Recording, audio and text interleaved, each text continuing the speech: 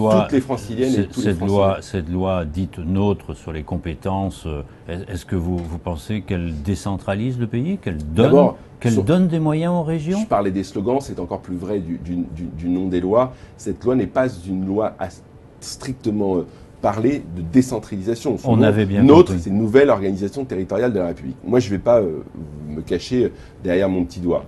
J'aurais préféré que nous allions plus loin. Honnêtement. Alors, on rappelle que le texte a été voté en seconde lecture par les députés, mais que entre les sénateurs et députés, il y a encore des conversations. Contre la loi, il y a eu plusieurs lois. Vous savez, moi j'ai été rapporteur d'une loi que je considère et que je pense les Françaises et les Français considèrent comme très importante, qui a été ce mariage, ces fusions des régions qui permet d'avoir une carte de France, je crois, plus cohérente, plus efficace pour les mécanismes de développement économique ou de solidarité même. Mais la loi qui devait définir leurs compétences, je le dis, nous n'avons pas été assez loin. Pourquoi nous n'avons pas été assez loin? Parfois, il faut aussi reconnaître que ça n'est pas la responsabilité du gouvernement. Il y a eu beaucoup d'évolutions entre le texte initialement déposé au bureau de l'Assemblée nationale, ou plutôt exactement au bureau du Sénat, puisque c'est ainsi que cela commence pour une loi d'organisation territoriale, et la loi que nous sommes en train de voter. Vous voulez dire que le Parlement l'a haché menu?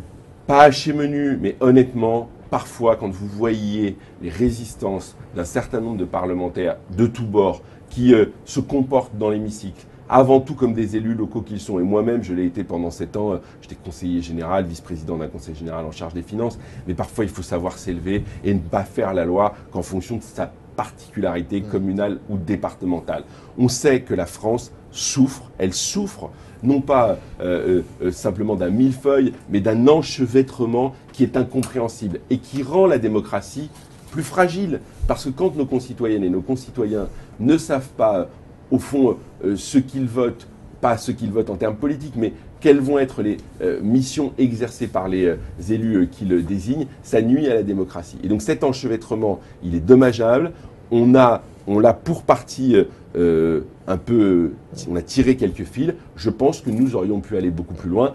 Honnêtement, ça n'est pas la responsabilité du gouvernement, ça n'est pas la responsabilité du rapporteur Olivier Dussopt, député maire d'Annonay, qui a été brillantissime et qui a vraiment tout fait pour trouver un point d'équilibre. Mais écoutez, on a marqué des points sur le rehaussement du seuil de l'intercommunalité qui permet qui fait toujours débat. Oui, mais qui fait débat, mais qui est nécessaire pour que les communes et les élus locaux aient les moyens d'investir et de rationaliser et de rendre plus efficace le service public. Le seuil des intercommunalités en grande couronne d'Île-de-France, puisqu'on parle de l'Île-de-France et c'est mon territoire électif, et les petites couronnes et les intercommunalités en petites couronnes, dont les Françaises et les Français ignorent souvent que cette intercommunalité n'était pas achevée, elle va l'être grâce à cette loi. Donc il y a des progrès importants, mais je suis de ceux qui considèrent que nous aurions pu aller